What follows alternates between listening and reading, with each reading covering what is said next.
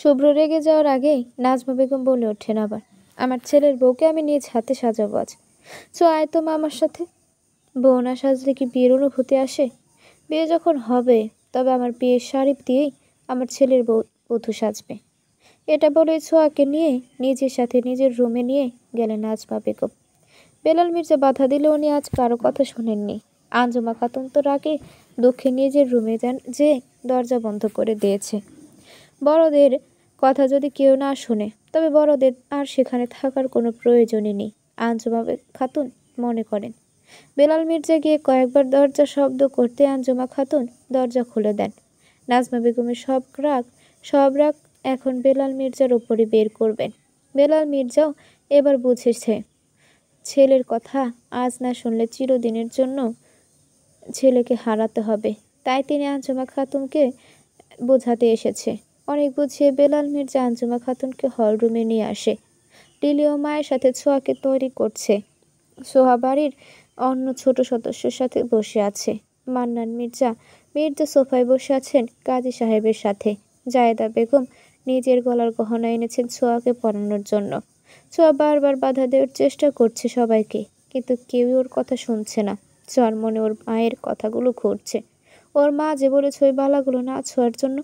আর কিন্তু আজ বিয়ে হয়ে গেল তো ওগুলো ওকেই পড়তে হবে, তাই সে কাচুমাচু করছে। অবশেষে ছোঁয়াকে আনা হলো। শুভ্রর পাশে বসানো হলো ছোঁয়াকে। ছোঁয়া মাথা নিচু করে রেখেছে। কাজীকে বিয়ে পড়ানো শুরু করতে বলা হয়েছে। তার মাঝে ছোঁয়া বলে উঠল ও শুভ্রর সাথে কিছু কথা বলতে চায়। সবাই অনুমতি দিলেন, কিন্তু বেলাল মির্জার একটাই কথা, সবার সামনেই বলতে হবে যা বলার।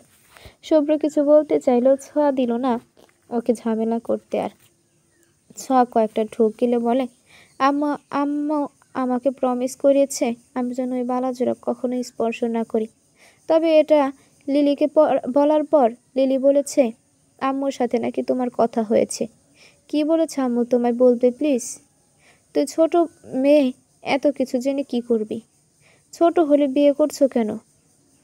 বাচ্চাদের মতো কথা বলিস না ছোঁয়া। আমার পরিশ্রমে আমি পানি ঢালিস না। আগে আম্মু কি বলেছে শুনবো, তারপর বিয়ে। সবার সামনে না হলে বুঝিয়ে দিতাম এই শুভ্রর সাথে তর্ক করার ফল কি ও কত প্রকার। একটু মিনমিনিয়ে বলে শুভ্র কথাটি। ছোঁয়া মুখ ভেঙচি কেটে বলে, সিরিয়াসলি বলছি আমি আমার মাকে করা ওয়াদা ভাঙতে কিছুতেই পারবো না, বিয়ে ক্যান্সেল। এটা বলে ছোঁয়া উঠে যেতে নিলে শুভ্র বলে যাচ্ছে, আচ্ছা শোন। ছোঁয়া বসে আবার। এবার শুভ্র কথা বলা শুরু করার আগেই লিলি বলে ওঠে, ভাইয়া তুমি নাকি সব জেনেছ। মেজম্মু নাকি তোমাকে সব বলেছে। বলো সবাইকে সব সত্য, বলো সবাইকে ছোঁয়ার জন্ম পরিচয়। সত্যিটা না জানলে সবাই ছোঁয়াকে কথা শুনিয়ে যাবে সারা জীবন। এবার ছোঁয়া বলে, আবার জায়েদা বেগমও বলেন শুভ্রকে সব বলার জন্য, কারণ উনি কিছু জানেন না। ওনার বিয়ে হয়েছে ছোঁয়া জন্মের 3 বছর পর। ছোঁয়ার সেজো চাচা চাচি সব জানেন, কিন্তু ওনারা এসবে কোনো কথা বলেন না। যা হয় তা দেখেন শুধু চুপচাপ। সবার রিকোয়েস্টে শুভ্র সবটা বলার সিদ্ধান্ত নিল, কারণ ছোঁয়ার সম্পূর্ণ অধিকার আছে সবটা জানার। আসলে আমি ওই দিন রাতে টিয়া আর ওর মা বাবার কথা শুনে জানতে পেরেছি ছোঁয়ার জন্ম পরিচয় রহস্য আছে। বাড়ির বড়রা কিছু লুকিয়েছে আমাদের থেকে। তারপর আমি মেজো আম্মার কাছে যাই। মেজো আম্মুর কাছে গিয়ে জানতে পারি যে শুধু আমরা ছোট রানা, বরং ছোট চাচিও অজানা এই রহস্য থেকে। আমি জানতে পারি যে ছোঁয়া এই বংশেরই মেয়ে, কিন্তু আমার আব্বু আর দাদি এই কথা কখনোই বিশ্বাস করেনি। কথাগুলো শুনে ছোঁয়ার চোখ জলে টলমল করে উঠল। মুহূর্তে গড়িয়ে পড়ল গাল বেয়ে নোনা জল। ছোঁয়া মনে করতো সবসময় ওর জন্ম পরিচয়ের রহস্য আছে কিন্তু এটা যে সত্যি হয়ে যাবে তা কখনোই ভাবেনি ছোঁয়া। ছোঁয়ার দিকে তাকিয়ে অদ্ভুত কষ্ট অনুভব করলো শুভ্র। এবার জায়েদা বেগম খুব উত্তেজনার সাথে শুভ্রকে বলল, বলো শুভ্র সব বলো, আমি আর পারছি না অপেক্ষা করতে। ছোঁয়ার জন্ম পরিচয় কি এমন সত্যি যে সবাই আমার থেকেও লুকিয়েছে? ছোট চাঁদি আম্মা সত্যিটা জানলে হয়তো তুমি আমার মধুবালাকে আর আদর করবে না, মায়ের স্নেহে বুকে টেনে নেবে না। ছোঁয়ার হেঁচকি উঠে গেল এবার কাঁদতে কাঁদতে। এতটুকু তো সে পারছে না সহ্য করতে, তবে সবটা কিভাবে সহ্য করবে? খুব যে কষ্ট হচ্ছে ছোঁয়ার এসব শুনে। বুকটা যেন ছিঁড়ে যাচ্ছে। কেউ যেন বুকের ভেতর ছুরি দিয়ে আঘাত করছে অনবরত। পারছে না কারো দিকে তাকানোর সাহস। অপমান লাগছে খুব। সব নীরবতা ঢেলে শুভ্র উচ্চারণ করলো, ছোঁয়া ছোট চাচ্চুর মেয়ে।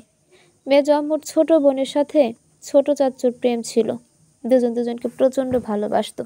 কিন্তু দাদি এক ঘরে দুই বোনকে কিছুতেই মেনে নেবে না বলে চূড়ান্ত সিদ্ধান্ত নিয়ে নেয়। এর মাঝে ছোট চাচু জানতে পারে ছোঁয়ার মা এই বালাজোড়ার জন্য ওনার সাথে সম্পর্ক করেছে। তাই চাচ্চু ওনাকে এড়িয়ে চলতে শুরু করে। আর এসব চলাকালের মধ্যেই ছোঁয়া ওই ভদ্রমহিলার গর্ভে আসেন।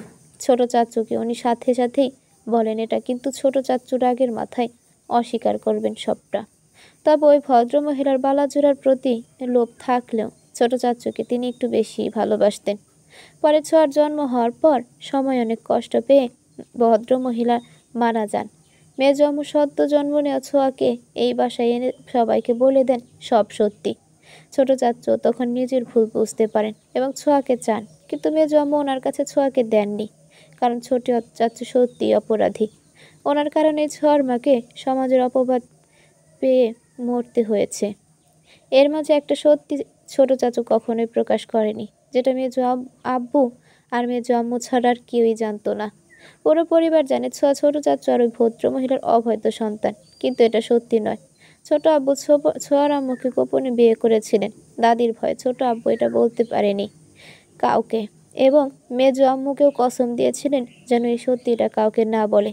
শুনে রাখো সবাই, আমার মধুবালা পবিত্র বন্ধনে জন্ম নিয়েছে। কেউ যদি আর ওর সাথে খারাপ আচরণ করেছ তো ছাড়বো না আমি কাউকে। শুভ্রর কথা শেষ হতে না হতে ছোঁয়া একটু ছুটে নিজের রুমে গিয়ে দরজা বন্ধ করে দেয়। কোন সত্য জানলো সে? কেন এমন করলেন জীবন মির্জা ওর মায়ের সাথে? কেন জন্মের সাথে সাথে নিজের মাকে হারাতে হলো ওর? কেন সে রেনা পারবেন এত বছর কিছু বলেনি ওকে? কেন কেন কেন হলো ওর সাথে এমন? কোন পাপের শাস্তি ওকে দিলেন খোদা? হাজার প্রশ্ন ছোঁয়ার মন জুড়ে। শুভ্র সহ সবাই দরজার শব্দ করছে, কিন্তু ছোঁয়া দরজা খুলছে না। ভয় পেয়ে যাচ্ছে সবাই যত সময় যাচ্ছে। শুভ্র অনেকক্ষণ ধরে নক করতে করতে বিরক্ত হয়ে যায়। ভয় বাসায় বাঁধে প্রাণ জুড়ে। প্রায় 30 মিনিট পর শুভ্র ছোঁয়ার রুমের বেলকনি দিয়ে প্রবেশ করে ওর রুমে। শুভ্র আরেক ধাক্কা খাই ছোঁয়ার রুমে প্রবেশ করে। পুরো রুম অগোছানো ছোঁয়ার। রুমের কোথাও ছোঁয়া নেই। শুভ্র ওর রুমের ওয়াশরুমেও চেক করে, সেখানেও ছোঁয়া নেই। মাথায় হাত দিয়ে ধপ করে বসে পড়ে এবার শুভ্র। ছোঁয়া চলে গেছে, কিন্তু কোথায়? এর মাঝে সবাই ভুলে গেলেন জায়েদা বেগমের কথা। জায়েদা বেগম এখন পর্যন্ত সেখানেই বসে আছেন আনমনা হয়ে। এমন সত্যির জন্য তিনি মোটেও প্রস্তুত ছিল না। শুভ্রকে জড়িয়ে ধরে হাও মাও করে কাঁদছে ছোঁয়া। শুভ্র বাধা দিচ্ছে না। কাঁদুক, কাঁদলে যদি বুকটা হালকা হয় তবে কাঁদুক। শুভ্র ছোঁয়াকে খুঁজে পেয়েছে, এটাই অনেক এই মুহূর্তে ওর জন্য। শুভ্র নিজেও কাঁদছে। বুকটা যে শূন্য হয়ে গিয়েছিল ছোঁয়াকে হারিয়ে। রাত প্রায় 12টা ছুঁইছি। পাগলের মতো খুঁজেছে শুভ্র ছোঁয়াকে বিকাল থেকে। ছোঁয়া যে যে জায়গাগুলোয় যেতে পারে সব জায়গায় খুঁজেছে শুভ্র, কিন্তু কোথাও খুঁজে পায়নি।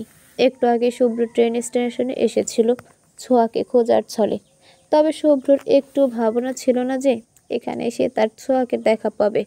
ছোঁয়া কাপড় চোপড় গুছিয়ে চলে যাচ্ছিল, কিন্তু গন্তব্য জানা ছিল না, তাই এত সময় ধরে এই স্টেশনে বসে বসে অশ্রু বিসর্জন দিচ্ছিল। মুহূর্তে যেন পৃথিবীটা ধোঁয়াশা হয়ে গেল ছোঁয়ার, এমন মনে হচ্ছে। শুভ্র ছোঁয়ার পাশে এসে বসতেই প্রথমে ছোঁয়া পালিয়ে যেতে চাইছিল, কিন্তু শুভ্র তা হতে দেয়নি। খপ করে ছোঁয়ার হাত শক্ত করে ধরে ওর পাশে বসিয়ে বকাও দিয়েছে হালকা, আর সাথে সাথে ছোঁয়া ওকে আষ্টে পিষ্টে জড়িয়ে ধরে কেঁদে ফেলে। রাত এখন 2টা ছুঁই।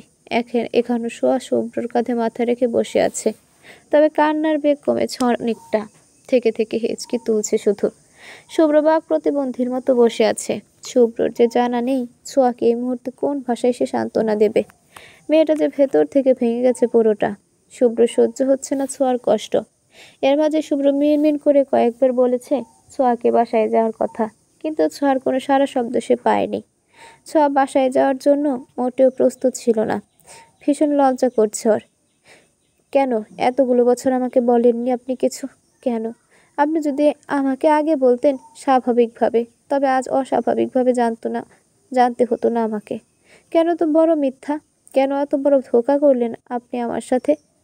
আজ বুঝতে পারছি আপনি এই কারণে ছোঁয়ার প্রতি দুর্বল, অথচ আমি ভাবতাম। আপনি কি ভাবতে পারছেন? এত বড় সত্যিটা জানার পর মেয়েটার অবস্থা কি হয়েছে? কোথায় আছে মেয়েটা? একটু কি চিন্তা হচ্ছে না মেয়েটার জন্য বাবা হয়ে? আপনি কি জানেন আজকের পর থেকে ছোঁয়া আপনাকে কতটা ঘৃণার নজরে দেখবে? আপনার জন্য মেয়েটার মনে পাহাড় সমান ঘৃণা জন্মেছে। কিভাবে পারলেন বিয়ে করে স্ত্রী সন্তানকে অস্বীকার করতে আপনি? শুধুমাত্র আপনার পাপের ফলে আজ আমি মাতৃশূন্য। আপনার পাপের শাস্তি খোদা আমাকে দিচ্ছে। আমি বিয়ের এতগুলো বছর হয়েও মা ডাক শুনতে পারিনি, শুধুমাত্র আপনার করা পাপের ফলের জন্য। আপনি খারাপ, খুব খারাপ, শুনেছেন? কথাগুলো বলতে বলতে খুব ক্লান্ত হয়ে বসে পড়েন জায়েদা বেগম। অপরাধীর মতো মাথা নিচু করে দাঁড়িয়ে আছেন জীবন মির্জা। তখনই রুমে প্রবেশ করেন মান্নান মির্জা আর জীবন মির্জার উদ্দেশ্য বলেন, আমি চাইনি কখনো তোর এই রহস্য সবার সামনে আসুক, তবু ওই যে বলে না, সত্য কথা কখনো গোপন থাকে না, ঠিক তাই হলো। এত বছর পর তোকে দাঁড়াতে হলো কাঠ গড়ায়। যাই হোক, আমি বলতে এসেছিলাম আমার ছোঁয়া আমার মেয়েই থাকবে, হোক সব জানাজানি, এটা আমার কোনো কিছু যায় আসে না। আমার মেয়ের প্রতি কখনোই তো অধিকার দেখাতে আসবি না। আমি চাই না বিষয়টি ঘরের বাহিরে যাক। আর হ্যাঁ শুভ্র, আর 2 ঘন্টা আগেই ছোঁয়াকে পেয়েছে। শুভ্র কোনো মতে বুঝিয়ে ওকে বাসায় নিয়ে আসবে। চিন্তা করা লাগবে না কাউকে, আর আমার মেয়ের জন্য। জীবন মির্জার চোখ বেয়ে 2 ফোঁটা নোনা জল গড়িয়ে পড়ল। মান্নান মির্জা কথাগুলো বললেই চলে গেলেন। জায়েদা বেগমের চোখের জল যেন আজ অবাধ্য। অনেক রাত হয়েছে, বাসায় চলো। কিছুতেই যাব না। দেখছো, এবার কিন্তু থাপ্পড় খাবি। দাও, কান্না জড়িত নরম কণ্ঠে বলে ছোঁয়া। শুভ্র একটা মুচকি হাসি দিয়ে নিজের ঠোঁটজোড়া ছোঁয়ার কপালে বসিয়ে দিল। ভালোবাসার প্রথম স্পর্শ। ছোঁয়া হালকা কেঁপে ওঠে। দিলাম, এবার চল। বললাম তো যাব না। ওই বাসায় আমি আর বড় আব্বু আর দাদি এখন থেকে আরো বেশি করে আমাকে কথা শোনাবে। কেউ তোকে কোনো কথা শোনাবে না। আর বিশ্বাস রাখ আমার উপর। আচ্ছা, তুই শুধু নিজের কথাই ভাবছিস? একবারও কি চিন্তা এসেছে তোর মাথায় ছোট আম্মু তো তোর মতন আজ জানতে পেরেছে সবটা। তুই ওনার স্বামীর আগের স্ত্রীর সন্তান। এটা জানার পর তার অবস্থার কথা একবারও এসেছে কি তোর মাথায়? উনিও ভালো নেই, চল বাসায় চল। উনি এত কিছু জানার পর বাসায় থাকতে পারলে তুই কেন পারবি না? আর কোনো কথা শুনতে চাই না, বাসায় চল, নয়তো সত্যি সত্যি মারতে মারতে নিয়ে যাব। ছোঁয়ার কোনো কথা বলেনি, কারণ সে জানে শুভ্রকে বাসায় না নিয়ে এক পাও নড়বে না এখান থেকে। শুভ্রর জেদ সম্পর্কে সে ছোঁয়ার থেকে বেশি ধারণা আর কারণেই। ছোঁয়া বাধ্য মেয়ের মতোই গাড়িতে এসে বসলো। শেষ রাতে এদিকে দুজন বাসায় ফিরল। বেলাল মির্জা, আঞ্জুমা খাতুন সবাই আজ জেগে ছোঁয়ার জন্য হলরুমে বসে আছে। সবাই আঞ্জুমা খাতুন আজ ছোঁয়াকে মন থেকে মেনে নিয়েছে। ছোঁয়ার জন্ম বৈধ জেনে কিন্তু উনি এটা ছোঁয়াকে জানানোর সাহস পাচ্ছেন না। ভীষণ লজ্জা লাগছে ওনার। শুভ্র হাত ধরে ছোঁয়াকে নিয়ে যাবে ঘরে প্রবেশ করে। ছোঁয়ার ব্যাগ শুভ্রর কাঁধে। ছোঁয়া সবাইকে এড়িয়ে গিয়ে নিজের রুমে চলে গেল। শুভ্র সবাইকে বলে ছোঁয়াকে এখন বিরক্ত করো না করার জন্য, আর একা থাকতে দেওয়ার জন্য। সবাইকে ঘুমাতে যেতে বলে শুভ্র এগিয়ে গেল ছোঁয়ার রুমের দিকে। রুমে গিয়ে দেখে ছোঁয়া রুমে নেই। ওয়াশরুমে থেকে ঝুমঝুম শব্দ ভেসে আসছে পানির। ছোঁয়ার ব্যাগ বিছানার উপর রেখে শুভ্র চলে যায় নিজের রুমে। ছোঁয়া ফ্রেশ হয়ে এসে বিছানায় বসতেই ফজর আজানের সুর ভাসছে। প্রকৃতি হতেই ক্লান্ত শরীর নিয়ে ছোঁয়া নামাজ পড়ে বিছানায় গা এলিয়ে দিল। মনের সাথে শরীরের সম্পর্ক অতপ্রতভাবে জড়িত। মন ভালো না থাকলে শরীরটাও নেতিয়ে যায়।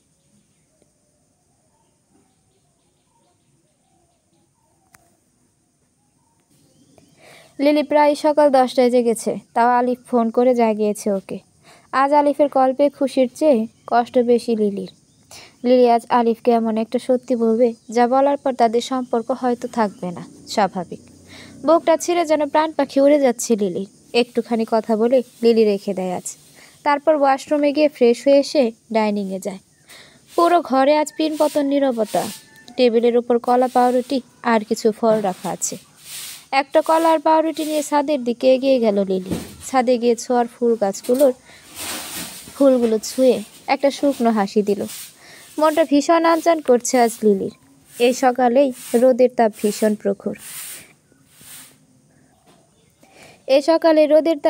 প্রখর। লিলির মনে হচ্ছে ওর শরীর যেন রোদের তাপে ঝলসে যাচ্ছে। লিলি আর থাকতে পারল না ছাদে। দ্রুত পায়ে নেমে গেল সিঁড়ি দিয়ে। নিজের রুমে প্রবেশ করে লিলি ফোন হাতে মেসেজ অপশনে গিয়ে লিখল, কখনো যদি মারাত্মক কোনো সত্যি জানতে পারেন আমার ব্যাপারে, তবে ছেড়ে চলে যাবে আমায়, নাকি বুকে টেনে নেবেন স্যার। এইটুকু লিখে আলিফের নাম্বারে সেন্ড করলো লিলি। আলিফ মেসেজটা পেয়ে তেমন কোনো রিয়াকশন না করে রিপ্লাই দেয়, অবশ্যই যাব না ছেড়ে কভু।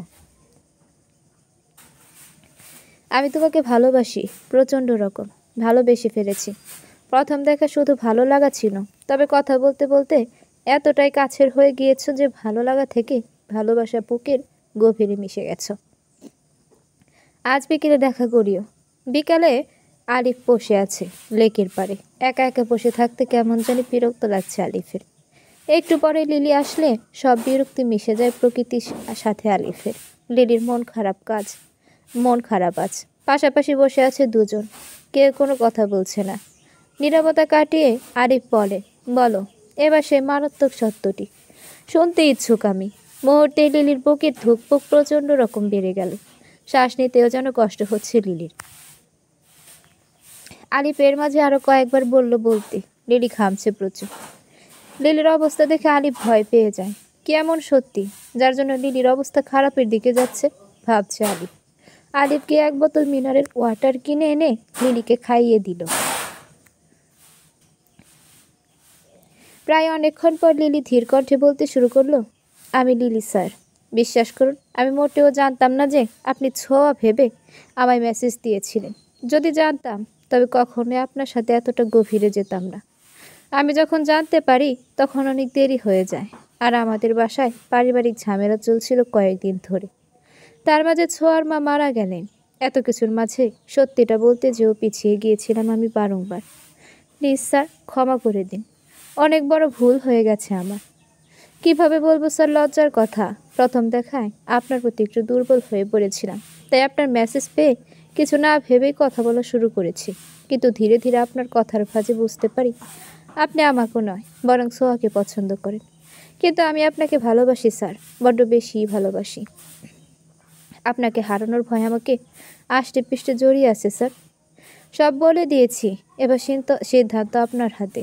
এই সম্পর্ক অধরা থাকবে নাকি পূর্ণতা পাবে তা আপনার উপরেই ছেড়ে দিলাম। সব শুনে আরিফ কথা বলার ভাষা হারিয়ে ফেলেছে। নিস্তব্ধ হয়ে বসে আছে, কিন্তু বলার মতো খুঁজে পাচ্ছে না সে কিছুই। ঠোঁট ফুলিয়ে কাঁদছে লিলি। আরিফ চোখ ঘুরিয়ে তাকায় লিলির দিকে। লিলি ঢুক গিলে বাতাসে খেলা করছে পানির ঢেউ। রিনঝিন শব্দ আলিফ লিলির কর্ণকুহর হলো। কারো এতে কোনো ধ্যান নেই। চারপাশে সবুজ পাতা বাতাসে দুলছে। গাছের পাতা যেন অদ্ভুত শব্দ করছে লিলির মনে হচ্ছে। সম্পর্কের পর এই প্রথম আমাদের দেখা হলো। এর আগে কখনো আমাদের আর ভিডিও কলে কথা হয়নি। তবুও তোমায় দেখে আমি একটু অবাক হইনি। তোমার কি একটু মাথায় আসেনি যে আমি ছোঁয়াকে ভালোবাসলে? তোমাকে দেখে আমি অবাক হলাম না কেন? তাহলে কি? তাহলে আমি 2 দিন আগে জেনেছি আলিয়ার থেকে। আমার প্রথম দেখায় ছোঁয়াকে ভালো লেগেছিল। তুমি হয়তো খেয়াল করনি, আমি সেদিন ছোঁয়ার দিকে তাকিয়েছিলাম মুগ্ধ নয়নে। পরে আমি খোঁজ নিয়ে দেখি তোমার চাচাতো বোন লামিয়া আমার বোন আলিয়ার সাথে পড়ে। তারপর আলিয়াকে বুঝিয়ে বলে ওকে দিয়ে তোমার নাম্বার সংগ্রহ করলাম। যদি আমি ছোঁয়ার নাম্বার চেয়েছিলাম, কিন্তু আলিয়া ভুল করে তোমার নাম্বার নিয়ে এসেছিল। তারপর থেকে তোমার সাথে কথা বলা শুরু করলাম, কিন্তু মনে মনে ছোঁয়ার ছবি আঁকতাম। বিশ্বাস করো, মনে ছোঁয়ার ছবি আঁকলে আমি তোমাকেই ভালোবেসে ফেলেছি। যার সাথে কথা বলেছি তার প্রতি দুর্বল হয়েছি। ছোঁয়াকে শুধু 2-1 বার দেখেছি, আর তোমার সাথে এতগুলো দিন এত মুহূর্ত কাটিয়েছি। শেষ পর্যন্ত তোমাকে ভালোবাসতে বাধ্য হয়েছি আমি। তোমার কথাগুলো মুগ্ধ করেছে আমায়। এতটা মুগ্ধ আমি ছোঁয়াকে দেখেও হয়নি। আলিয়ার থেকে জানতে পেরে এই বিষয়টা আমি সত্যিই খুব অবাক হয়েছি। সাথে বুকের বাঁ পাশে ব্যথাও হয়েছিল খানিকক্ষণ। তবে পরে মাথা ঠান্ডা করে ভেবেছি আমি ভুল আমারই ছিল। আমি আলিয়াকে নাম বলতে ভুল করেছিলাম, কিন্তু এইদিকে ভালোই হয়েছে। যদি সেদিন নামে ভুল না করতাম তাহলে তোমার মতো পাগলিকে পেতাম না কখনই। ছোঁয়াকে আমি মায়াবতী বলতাম ঠিকই, কিন্তু এই মুহূর্তে আমার চোখে একমাত্র তুমি আমার মায়াবতী। ভালোবাসি তোমায়, স্বপ্নেও তোমায় ছেড়ে যাওয়ার কথা কল্পনা করব না আমি। লিলি হা হয়ে শুনছে আলিফের সব কথা। লিলি সত্যি খেয়াল ছিল না যে আলিফ সোয়ার জায়গায় ওকে দেখে অবাক না হওয়ার বিষয়টা। আলিফের কথা শুনে লিলির চোখে খুশির অশ্রু চিকচিক করছে আর ঠোঁট জোড়া থর থর করে কাঁপছে। লিলির মনে হচ্ছে এই মুহূর্তটা ওর জীবনের সেরা মুহূর্ত। এভাবে নিস্তব্ধ নীরবভাবে কেটে গেল অনেকগুলো দিন। সোয়া এখনো স্বাভাবিক হতে পারেনি কারো সাথে। একদিন সন্ধ্যার দিকে জায়দা বেগম সোয়ার রুমে যায় কফি নিয়ে। সন্ধ্যায় কফি খাওয়া সোয়া একটা বদ অভ্যেসে পরিণত হয়েছে। তবে সেলেনা পারভিনের মৃত্যুর পর থেকে ওকে সন্ধ্যায় কফি খেতে দেখা যায়নি আর। জায়দা বেগমের প্রবেশ দেখে ছোঁয়া বেলকুনিতে গিয়ে দরজায় ছিটকিনি লাগিয়ে দেয়। জায়দা বেগম ডাকতে গিয়েও ডাকতে পারেনি, গলা ধরে এসেছে ওনার, তাই চোখের কোণে জমা জল নিয়ে চলে গেলেন তিনি। ছোঁয়ার কেমন জানি ভীষণ লজ্জা লাগছে এই মহিলার সামনে যেতে। আছে ছোট থেকে যাকে চাচি আম্মু জেনে এসেছে সে কিনা তার সৎ মা, মানতে পারছে না ছোঁয়া। গাল বেয়ষ্ট করা ঝরতে থাকে তার। লামিয়া, সানিয়া, সোহা, লিলি সবাই এসে ছোঁয়ার সাথে আড্ডা দিচ্ছে। উদ্দেশ্যে ছোঁয়ার মন ভালো করা। সোহার মনটাও অনেকটা খারাপ, তাই সে চুপচাপ হয়ে আছে। সোহা একা একা বসে খাতায় আঁকিবুকি করছিল মন খারাপ করে। তাই লিলি ওকে জোর করে নিয়ে এসেছে সবার হাতে কফির মগ, কিন্তু ছোঁয়া হাতে কফির মগ নেয়নি। সন্ধ্যার কফিটা ওকে সবসময় সেলিনা পারভিন করে দিত। কফির মগ হাতে নিলেই গলা জড়িয়ে কান্না চলে আসে ছোঁয়ার। সোহার মন খারাপের প্রধান কারণ হলো মা নেই, আর সবে জানতে পেরেছে ছোঁয়া তার আপন বড় বোন নয়, তাই সে মনমরা হয়ে আছে। যদি ছোঁয়া আর তার আগের মতো আদর না করে সে ভয়ে মায়ের পরে সে যে একমাত্র বড় বোনকে মায়ের স্থানে বসানো যায়। ছোঁয়ার অবস্থা দেখে লিলি, সানিয়া আর লামিয়াকে ইশারা করলো সোহাকে নিয়ে অন্য কোথাও যাওয়ার জন্য। তারা চলে গেলে লিলি ছোঁয়ার বাহু জড়িয়ে ধরে বলে, এই শুভ্র ভাইয়ের মধুবালা, এবার তো একটু স্বাভাবিক হ। আর কত এভাবে মন খারাপ করে বসে থাকবি? যে যাওয়ার সে তো চলে যাবে, আমরা সবাই একদিন এভাবে চলে যাব না ফেরার দেশে। বাঁচা মরা আমাদের হাতে কিছুতেই নেই ছোঁয়া, বোঝার চেষ্টা কর। কারোর জন্য কারো জীবন থেমে থাকে না বোন, এবার একটু নিজেকে সামলা। তুই কি জানিস তোর এমন অবস্থা দেখে সোহার অবস্থা কতটা খারাপের দিকে যাচ্ছে? মেয়েটা সবেমাত্র মা হারিয়েছে, বয়স খুব অল্প, মায়ের পর তুই ওর মা। তুই যদি এভাবে মনমরা হয়ে থাকিস সারাক্ষণ, তবে কিভাবে হবে? সোহাকে কে সামলাবে? মেয়েটা যে তোর আদর পাওয়ার জন্য ব্যাকুল হয়ে আছে। তুই কি জানিস তুই সোহার আপন বোন না জেনেও সোহা তোকে না পেয়ে সেদিন রাতে কত পাগলামি করেছে? ওকে অনেক কষ্টে ঘুমের ওষুধ খাইয়ে ঘুমিয়ে নেওয়া হয়েছিল। লিলির কথা শুনে সোহা কী করবে বুঝতে পারছে না। সব কিছু যে ওর এই মুহূর্তে বিষাক্ত লাগছে। লিলি চলে গেলে সোহা চোখ বন্ধ করে ভাবতে থাকে ওর বলা কথাটি। লিলি তো ভুল কিছু বলেনি, সোহার বয়স অল্প, এই বয়সে মা হারিয়ে মেয়েটা সত্যি ভেঙে পড়েছে খুব, কিন্তু বাহির থেকে দেখে তা বোঝা মুশকিল। সোহা হলরুমে সবার সাথে বসেছিল। সোহা দৌড়ে এসে সোহাকে জড়িয়ে ধরে হাউ মাউ করে কেঁদে ফেলে সবার সামনে। সোহা নিজেকে কন্ট্রোল করতে না পেরে চোখের জল ছেড়ে দেয়। সেলিনা পারভিন মারা যাওয়ার পর এই প্রথম দুই বোন একে অপরকে জড়িয়ে ধরে কাঁদছে।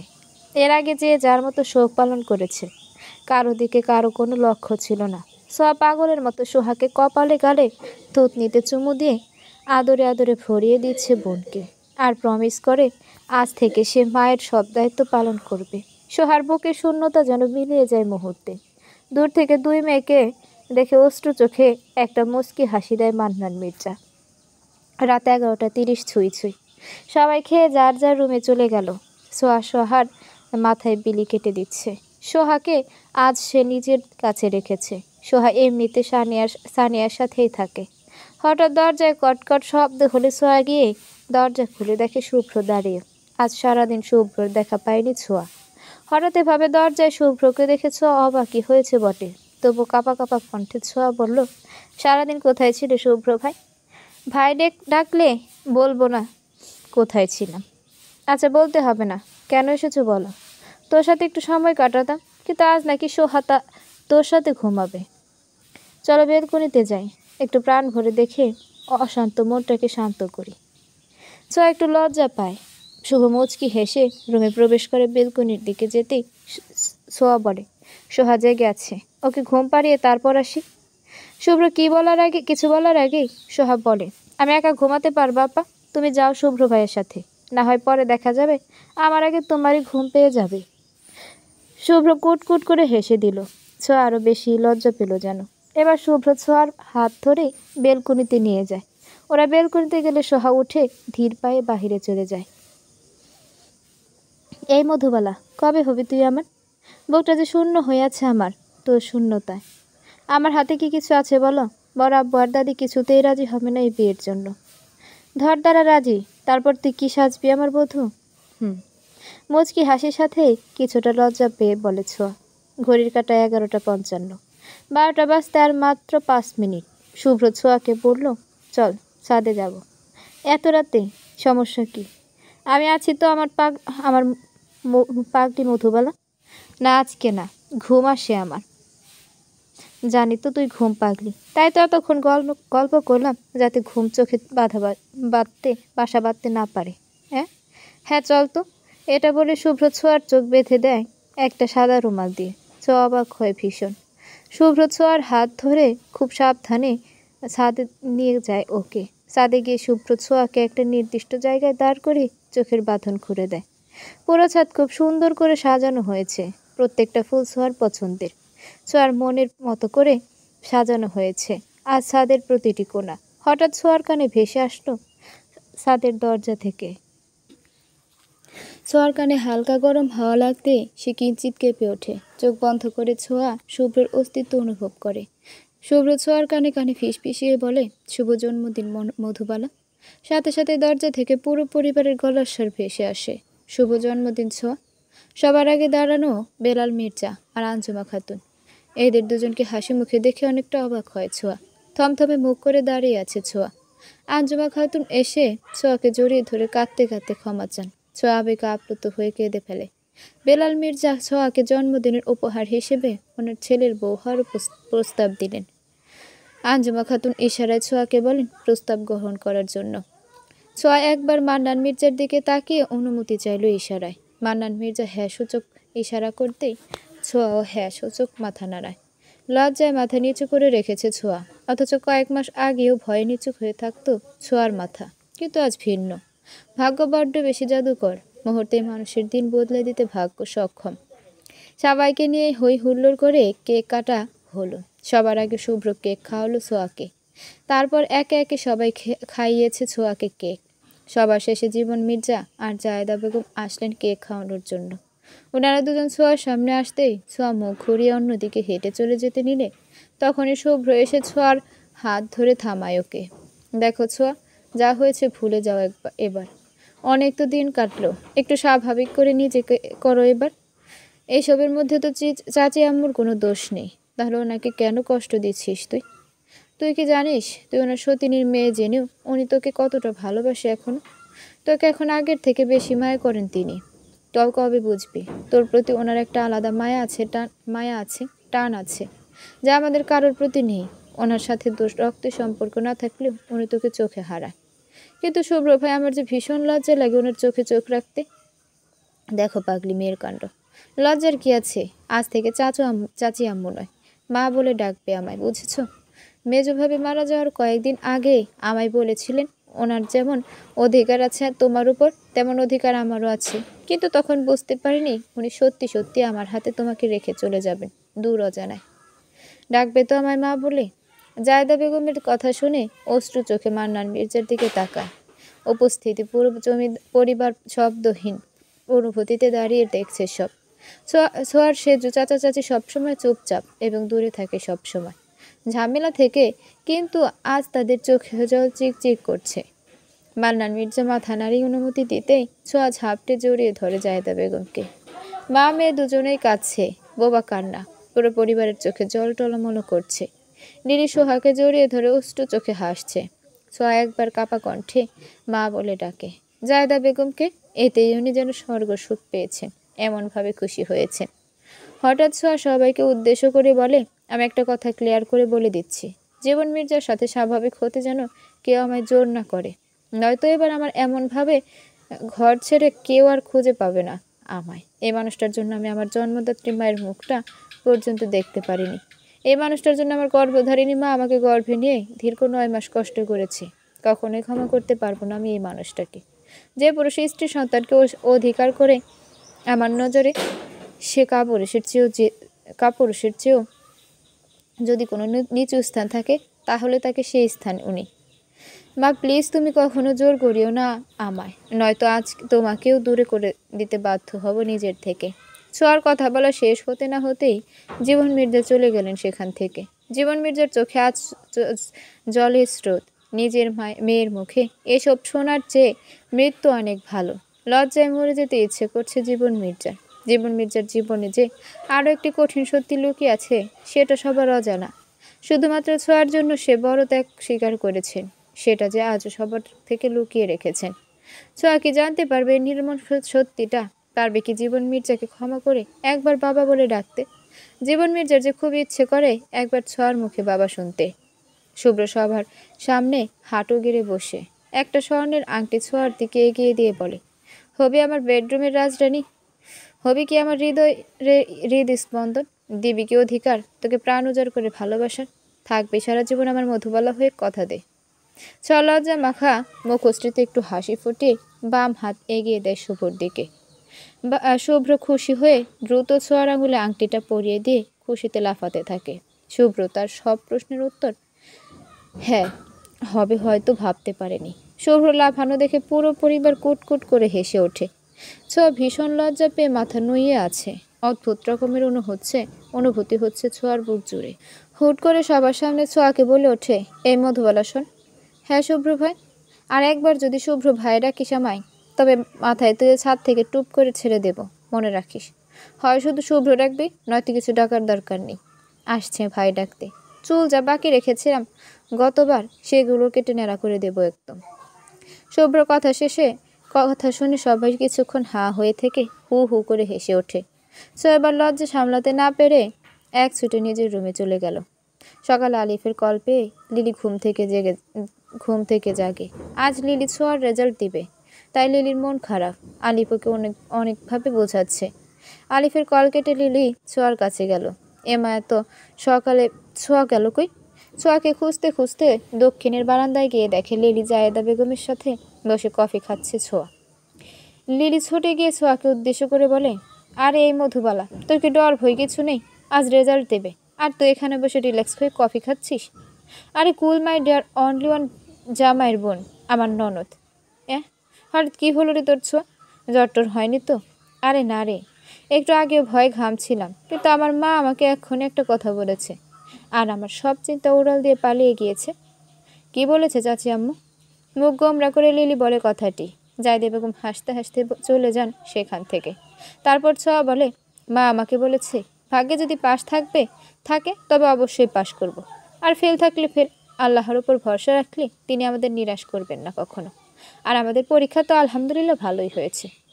আর একটা গোপন সূত্র জানিস? আমার মা আমাদের জন্য রাতে তাহাজ্জুদ পড়েছেন, আর মায়ের দোয়া কখনোই বিফলে যায় না। তাই নো চিন্তা ডু ফুর্তি। লিলি কিছুক্ষণ থ মেরে দাঁড়িয়ে থেকে একটা হাসি দেয়, তারপর বলে, শোন, বল শুনি।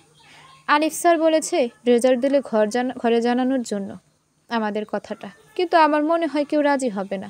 আলিফ স্যাররা একটু মধ্যবিত্ত, বিয়ে করার জন্য ঘর বাঁধতেছে ঠিক করে, কিন্তু আমি যে ঘরে কিভাবে জানাবো ভেবে পাচ্ছি না। ভয় লাগছে খুব। দাদি না রাজি হলে যে আব্বুও রাজি হবে না কখনো। আরে চিল মারব, সবাই মেনে নিবে, দেখে নিস। আমাদের আলিফ স্যার কোন দিক দিয়ে কোনো দিক দিয়ে খারাপ নাকি?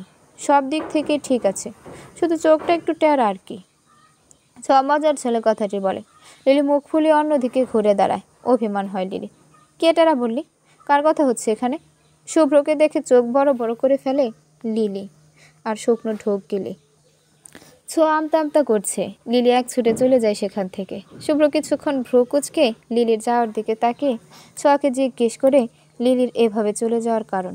ছোঁয়া চোখ বন্ধ করে একটা লম্বা শ্বাস নেয় আর ভাবে এটাই সুযোগ, যদি একবার শুভ্রকে বলে রাজি করানো যায় তবে আলিফ স্যারকে বড় আব্বু মেনে নেবে।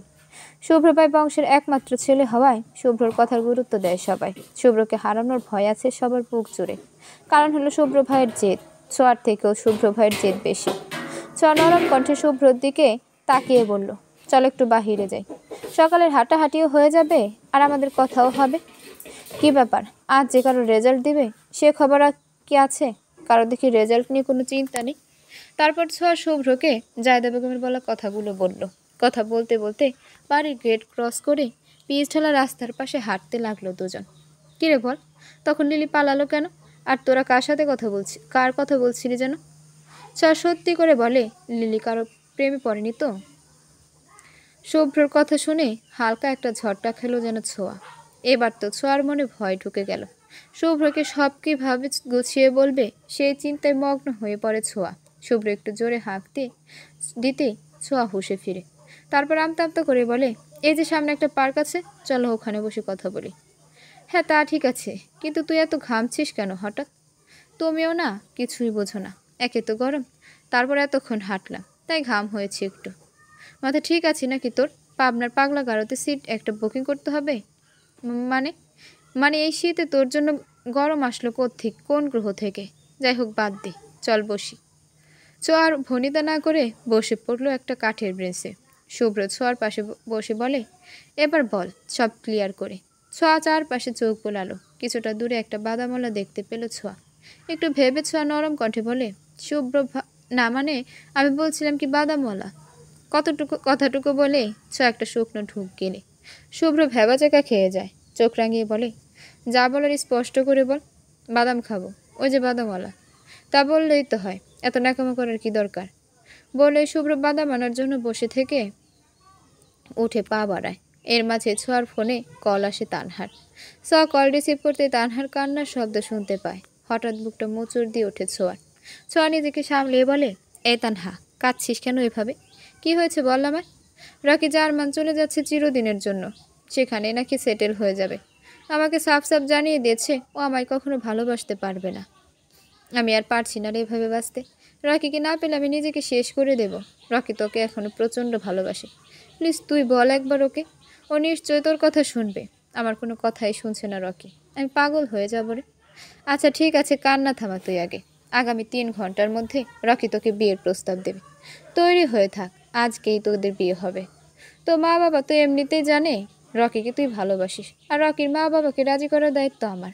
এটা বলে কল কেটে দিল সোয়া। সোয়া বুঝতেছে না কি করবে এখন। দুটো দায়িত্ব নিয়ে বসে আছে, অথচ মাথা শূন্য হয়ে আছে। শুভ্র বাদাম নিয়ে এসে দেখে ছোঁয়া থ মেরে বসে আছে। শুভ্র বাদামের ঠোঙা এগিয়ে দিয়ে বলে, কিরে হঠাৎ দেবদাসী হয়ে আছিস কেন? তোর বয়ফ্রেন্ড রকি ছাকা টাকা দিল নাকি? ছোঁয়া কিছু না বলে হা হয়ে শুভ্রর দিকে তাকিয়ে আছে। শুভ্র আবারও বলল, কিরে ছাকা খেয়ে স্মৃতি হারিয়ে এসছিস নাকি মধুবালা? না মানে একটা কাজ আছে আমার। তুমি বাসায় যাও, আমি সন্ধ্যায় চলে আসব। মানে কি?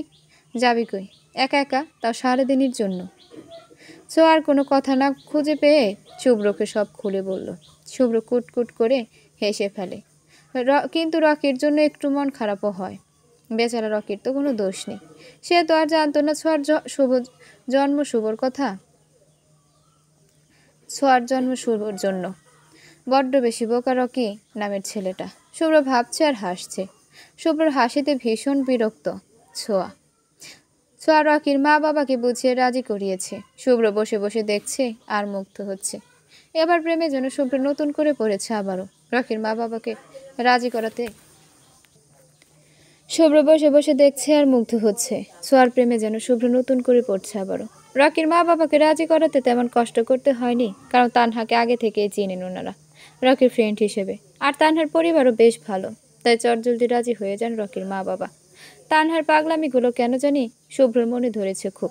কতটা ভালোবাসলে একটা মেয়ে একটা ছেলের জন্য এমন পাগলামি করতে পারে শুভ্রর জানা নেই। সত্যি শুভ্র খুব অবাক হচ্ছে রকির ভাগ্য দেখে। কয়জনের ভাগ্যে বা জুড়ে এমন ভালোবাসা, অথচ রকি পেয়েও হারাতে বসেছে। রকি নিজের রুমে কাপড় চোপড় ট্রলি ব্যাগে গুছিয়ে রাখছে। সন্ধ্যার আগে রওনা হতে হবে তাকে, তাই দ্রুতভাবে হাত লাগাচ্ছে সে। ছোঁয়া কয়েকটা বার টোকা দিতে রকি বিরক্তকর চাহনি নিয়ে দরজা খুলে ছোঁয়াকে দেখে অবাক। কাঁপা কাঁপা হাতে রকি দরজা বন্ধ করতে যেতেই শুভ্র তার নজরে পড়ে। শুভ্রকে রকি অনেকবার দেখেছে কলেজে, তাই চেনা জানা আছে। হঠাৎ ছোঁয়া আর শুভ্রকে দেখে রকির কথা মুখে আটকে যাচ্ছে, তবুও নিজেকে কন্ট্রোল করে বলে, কিরে ছোঁয়া, বিয়ের দাওয়াত দিতে আসছি নাকি? কিন্তু দাওয়াত দিয়েও কোনো লাভ হবে না। রাত ৯টায় আমার ফ্লাইট। জার্মান চলে যাচ্ছি। একটা ভালো কাজের অফার এসেছে, তাই আর দেরি না করে চলে যাচ্ছি। জানা নেই ফিরবো কবে, হয়তো আর নাও ফিরতে পারি। এখানে দাঁড়িয়ে কি সব কথা বলবি নাকি? ভেতরে যেতে ডাকবি না? আরে কি বলিস, ডাকবো না কেন? আয়, যাওয়ার আগে তোকে দেখবো ভাবতে পারিনি। ধন্যবাদ আসার জন্য। তাতে যে চলে যাচ্ছিস, পড়ালেখা কি হবে তোর? আজকে তো রেজাল্ট দিবে।